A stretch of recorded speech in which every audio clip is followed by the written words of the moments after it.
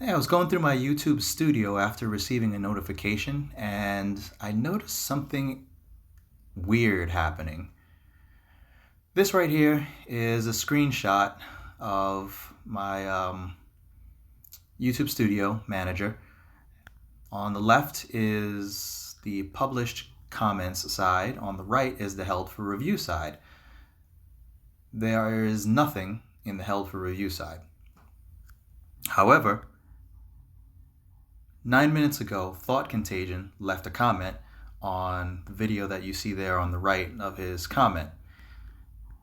You go to that video, you sort by most recent, and you'll see the last comment was left 5 hours ago. His comment disappeared. Now, you can see the majority of his comment unless there was anything else written after the word life. None of it seems to be racially or politically charged, and he doesn't have a history of leaving comments like that. So, to my mind, there's no reason why YouTube should have gotten rid of it. Moving on, you'll see Super Saiyan Jim left a comment on that video there a day ago. You go to that video, and the last comment seen is a week ago. So, it seems YouTube is deleting comments.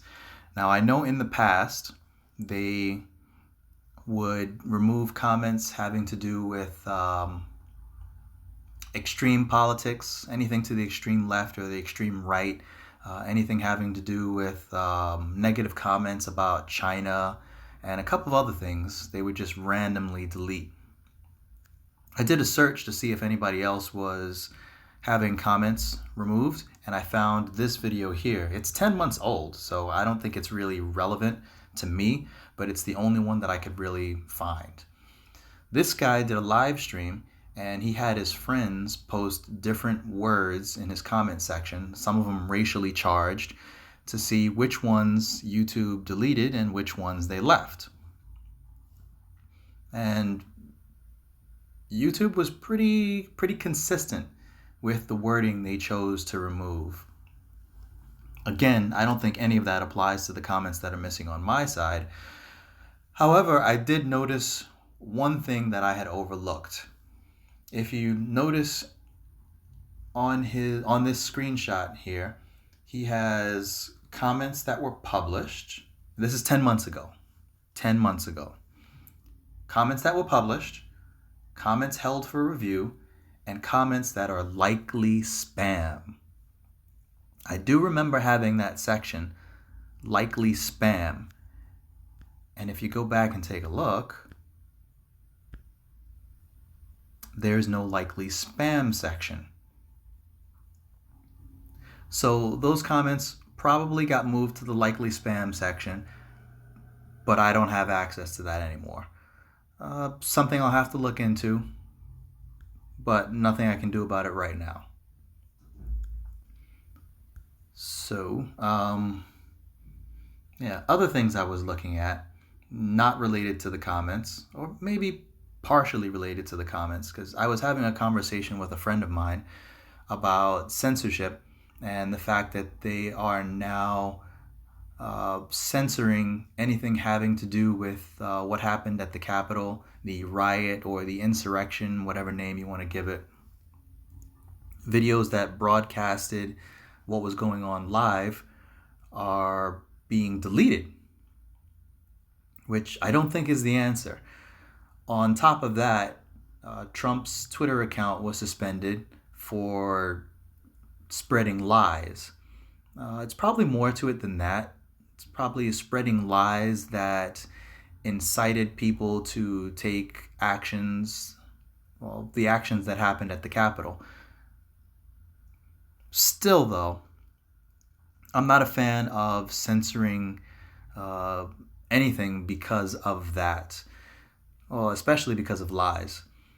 Typically, the answer to lies is to fact check. There are whole websites devoted to fact-checking lies.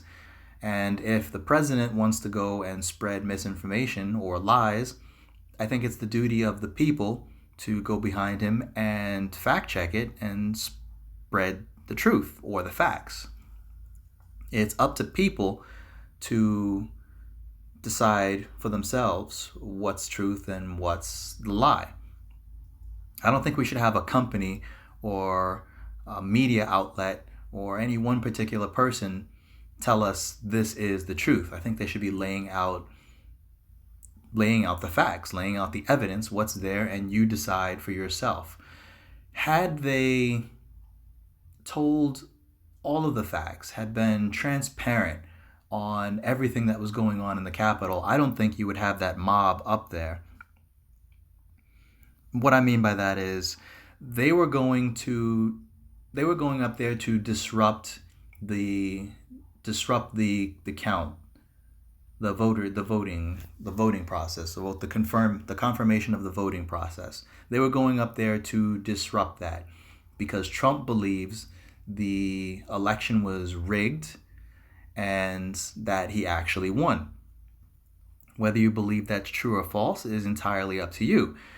He has every right to say that, free speech, if he chooses, and it's up to the people to decide whether or not they believe him. Now, to balance that out, what people in office should have done was be totally transparent. Count all the votes, show the results. Count the electoral college votes, show the results. Put out there all the efforts that they've done to prove that the votes are what they are, and leave it up to the people to say, hey, this is what it is. If you choose to believe him, if you choose to come up here and protest, fine. If you think that we've done our due diligence and the facts are what we say they are, then maybe they would have stayed home. Maybe. Or maybe this is just an extreme group that was going to do what they were going to do anyway. It's a definite that there were some people in that crowd that were there to cause trouble, to do more than protest, to escalate this protest into what it turned into, a riot or an insurrection or whatever you want to call it. There were definitely people in the crowd that were there to do that. But when you look at the people in this crowd, you see something also very interesting. Now, I'm not a conspiracy theorist, and I've heard it said, mostly on Kong King's show, a debate between Ralph and Kong about who was responsible for pushing this whole protest into a riot. Now, Ralph says that the government was involved, and Kong King kind of laughed him off, saying that this was just a group of crazy, fanatical people. A combination of the two might be where the truth lies. Take a look what I've been digging into for the last couple hours. Here on Reuters, it says, off-duty cops, other officials face reckoning after rallying for Trump in D.C. The article goes as follows. There's a woman who was a jail lieutenant, a veteran for 8 years, that she was at the Capitol steps on Wednesday during the riot in front of the barricades. Now, this woman was wearing red, white, and blue face mask with a Trump flag hanging from her back, and she posed for selfies and said that this was the best day of her life. Now, this is a jail lieutenant, someone who incarcerates people for the government, kind of ironic, was out there in the middle of a riot, breaching security gates to enter a restricted access building unlawfully. Very interesting. This is the type of woman that if she got on the stand to testify against you, the jury would weigh her words with more weight than yours. Very interesting. The article went on to say the next morning, her boss reported her to the FBI. That is crazy. Her boss saw on her social media, which was dumb in the first place, that she was there, she was part of this, and he reported her to the FBI, and she was arrested. Crazy. The article goes on to say from off duty police to firefighters, state lawmakers, teachers, municipal workers, and at least one active duty military officer. Dozens of public servants from across the United States joined the protest in Washington. Now, this country was built on insurrection. I don't see why people are so surprised when it happens. I mean, the Boston Tea Party is what basically separated us from our mother government and created the United States. The Civil War, which was one side of the country, the North versus the other side, South, over taxes and slavery and the right to ownership of this and that. It was a very divided country that broke off into war. This is the right of every American, and it's in the Constitution. There is a clause in there that says we have the right to revolution.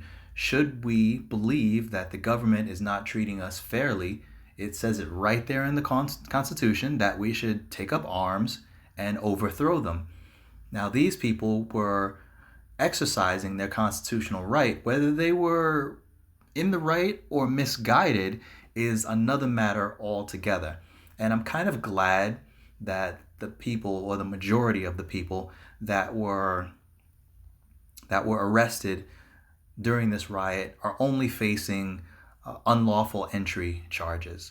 I mean, they bypassed security to get into the building. It's a public building paid for by taxpayer dollars, and they're taxpayers. They have every right to be in that building and to question authority inside of it. Now, there are certain standards that you have to meet to enter the building for the purposes of safety, and that is the metal detectors and security, and they bypass that. So yeah, unlawful entry. I get it, but it is a government building, therefore a public building, and the public has every right to be up in that building. Carrying weapons, destroying stuff, bypassing security, harming people, no, you don't have the right to do that. But if they want to go up in there and ask some questions and wave flags or hold posters or make statements, they should have every right to do so. So unlawful entry, totally appropriate. Now, where the government has taken a step further is that they're after 15, maybe more than that, specific people because of their high visibility and or position held in society that were a part of this. They want to make examples of these people to discourage people from doing similar acts in the future. Now, it was an embarrassment on the part of the Capitol building security that these people were even able to get in. The fact that there were windows, which did take a considerable amount of damage, but could be broken by somebody outside with basically little more than a stick. I mean, it was a heavy stick, baseball bats and such. Those windows should not be able to be broken so easily. And even if they crack, they shouldn't cave in completely. The fact that you didn't have metal detectors installed permanently is negligent to begin with. They have hand scanners.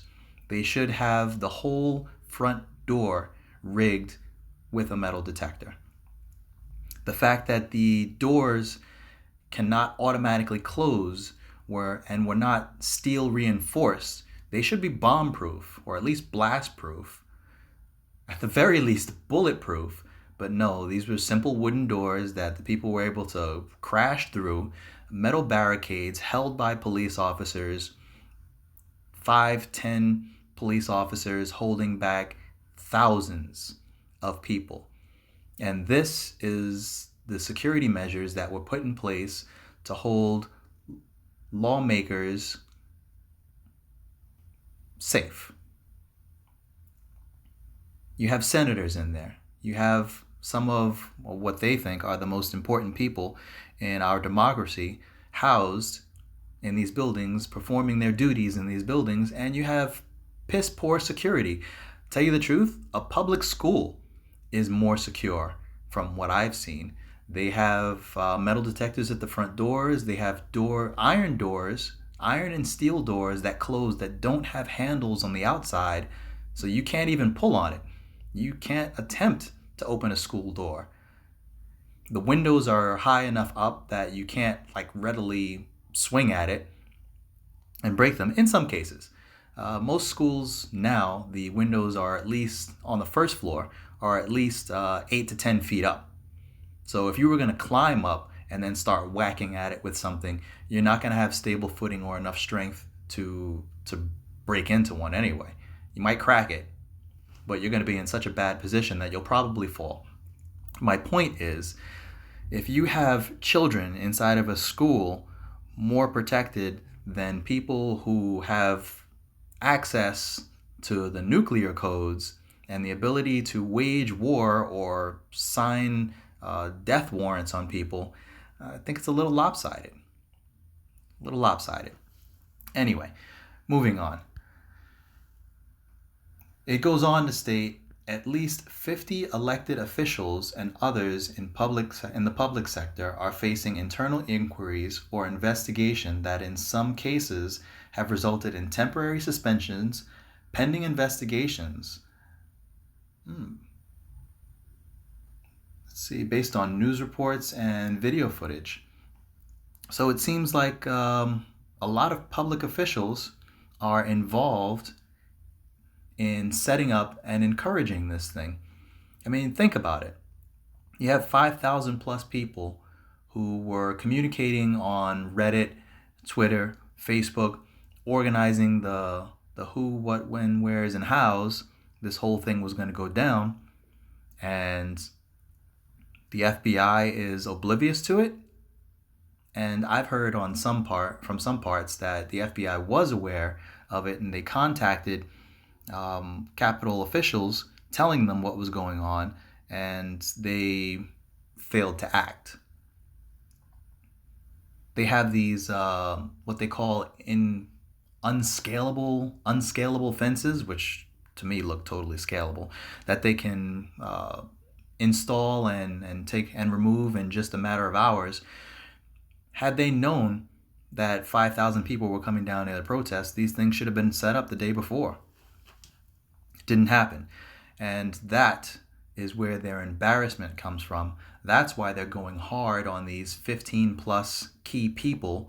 And that is why several people in charge of security of the Capitol building have been resigned, fired, or are under investigation. They failed in their duties and they're embarrassed. Moving on further in the article, it talks about two teachers from Pennsylvania who went to the protest, who, when they returned, both have been placed under investigation. And it says one was suspended. What else? Let's see. A West Virginia state delegate and a Republican was wearing a helmet and had a video of himself in the crowd grimacing from pepper spray. So these are elected officials and civil servants who all got together to join in this protest that did escalate into something more. Makes you wonder, who's right, who's wrong? You know, yeah, there were acts of violence. Yeah, there were people who lost their lives in the middle of this thing. It got out of control. It was handled poorly, and there wasn't enough information out there released by the people in charge to calm these people down. It's unfortunate. And as a result, free speech is being attacked and shot down all over the place. And I'm kind of afraid of what's going to happen as a result of this. This was a group of people who more than likely had bad information, who were not given better information to judge, or maybe they were. But bottom line, this was a group of people who had some bad information, who were exercising a constitutional right, but that is going to be used to strip away rights from other people. They're going to tighten up and make sure this doesn't happen again. Thus, why YouTube and Twitter and Facebook have gotten together, and they are cracking down hard on anyone who is spreading misinformation or who promotes the fact that there may have been voter fraud or the election may have been rigged. These people are getting banned. Their accounts are getting immediately removed with no warning. And who knows what the government is going to do behind this to reinforce the fact that you can't protest based off of a lie or misinformation. This guy here, an MTA worker, he took a day off, called in sick from work, and he was turned in by his boss, arrested by the FBI, and is facing federal charges. Now, not all these people committed acts of violence or vandalism. A lot of these people didn't even enter the building. A lot of these people are being arrested and charged just because they were there. Legally speaking, I don't think the government has grounds to prosecute all these people, and it's going to be interesting over the next year to see what happens, to see who gets charges, who gets jail time, who gets fines, who gets released, who just gets a slap on the wrist. But the fact that the government is just firing shots at anybody that they can identify in that crowd, anyone at all, just for being there. I mean, if I was in the area, I probably would have went and I would have filmed it. Now, that doesn't mean that I would have taken part in it, but I would have definitely documented what happened on video. And if some stray camera caught my face while I was there, the FBI might have me in cuffs. Now, back in the 50s, we had the Red Scare. A lot of people probably aren't old enough. I'm definitely not, but I read a little bit. A lot of people aren't old enough to know what that is. This was people being afraid of communism, of the Russians and the Chinese infiltrating in the United States, and sympathizers being seated in our neighborhoods. This is where comments like, you commie bastard and all that stuff came from. If people thought you were a communist, they would make a phone call and report their neighbors, and their neighbors would be investigated. It seems like history is repeating itself. If you were there at that protest and you were protesting for a reason, it might have been a little bit different from some of the people in the crowd.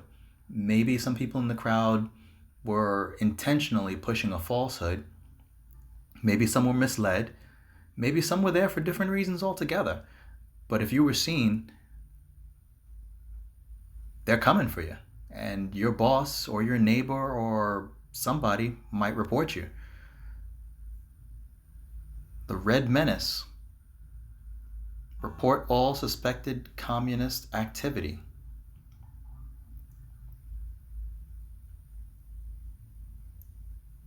I looked up the Red Scare on the History Channel and in Wiki.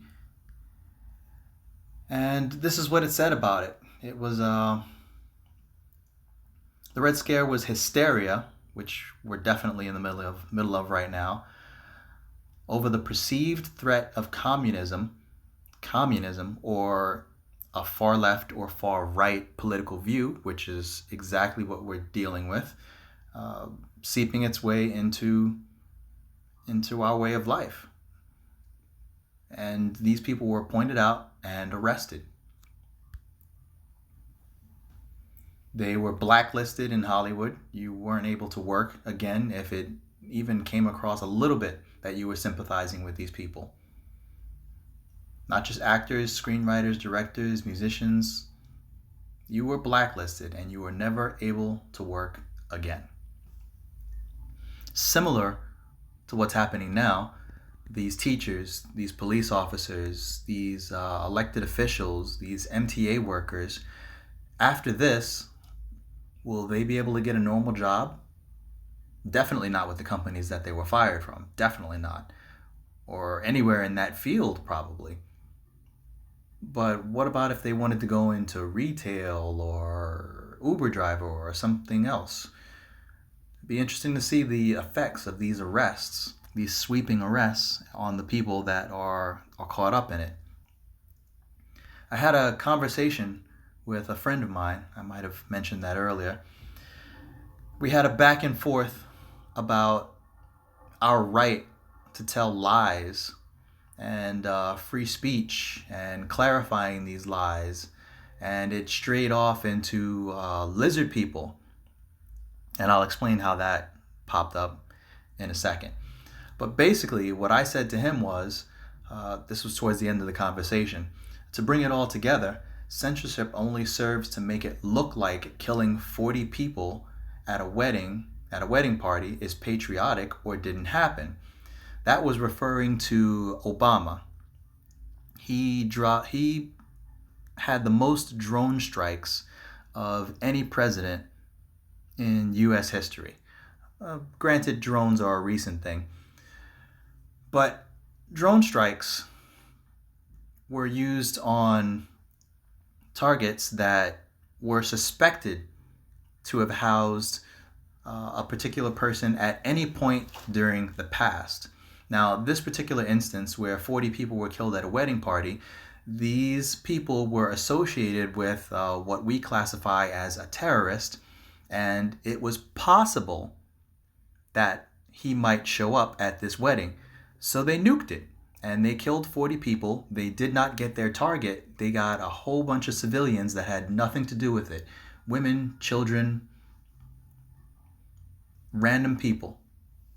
Nothing to do with it. Well, probably nothing to do with it.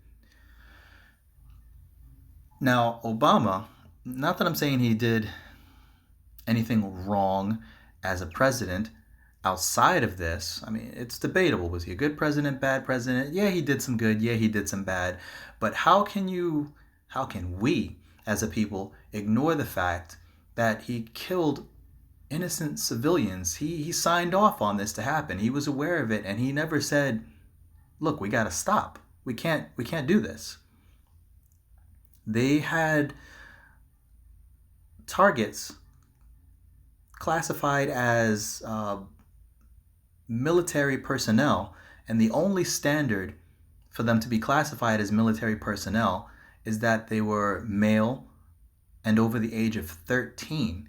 If you were capable of carrying a rifle, it is assumed that you were the enemy. And you can look that up. You can definitely look that up. Any male over the age of 13 capable of firing a gun was considered an enemy. And they were written off in these drone strikes as confirmed targets, not as collateral. Anyway, moving on in this text message I sent my friend. Obama was considered a patriot for what he did there. You know, he was fighting terrorism. We can't ban facts or lies. People need to see all sides and judge for themselves. And even if they believe something is true or false and come knocking on the White House doors for answers, our leadership should be transparent and give us a good answer. You know, if we have questions, that's what our leadership is there for, to provide answers.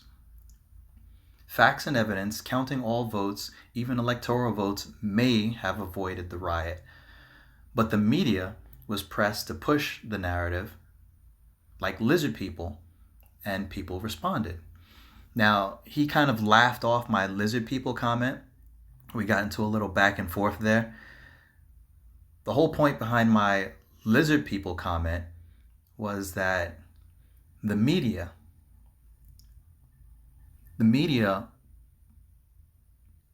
they push certain ideas, and we the people consume these ideas. There was an entire wave of hysteria over our politicians possibly being taken over by these lizard people. As a matter of fact, I think Trump himself may have retweeted something concerning it, and all of his followers then got on the lizard people train. There was also a cult that they believed aliens were coming to pick them up, and they all drank poison and died. The Heaven's Gate cult, I think they were called, the Heaven's Gate cult. They all drank poison, they died, and they believed that aliens were coming to pick them up and take them back to their planet in the dormant state and revive them. People get swept up in misinformation.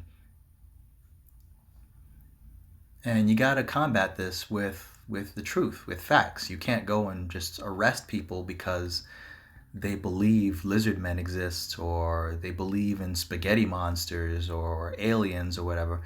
You got to put the truth out there for them and let them make up their own minds. Now, in the process, after you've done your due diligence, some of these people might still drink the Kool-Aid. They may still check you and see if you're a lizard, and that's their right. But it's Darwin's theory. Stupid people are going to die off.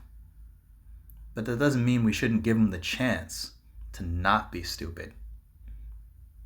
That doesn't mean that we should start censoring stuff and blocking Twitter pages and taking down videos and Facebook accounts just because somebody has an opinion that's different and might even be wrong. It'd be interesting to see where this leads. This is only the beginning of 2021, and we've started it with panic, suspicion, and conspiracy.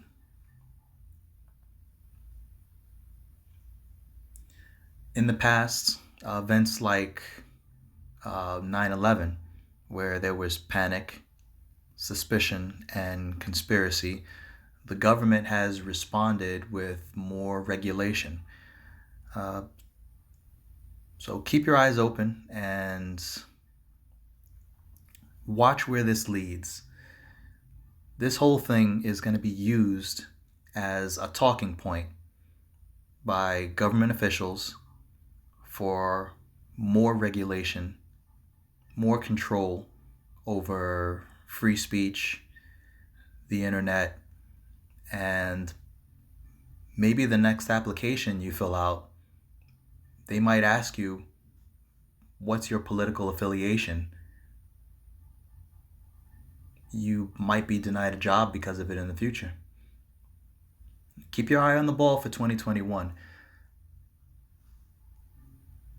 because things are definitely going to get interesting, and if you don't watch it, it may creep up and affect your life in ways that you didn't see coming. I know this is not my usual video, but just felt like kind of speaking on it. Little tangent. And watch out for lizard people.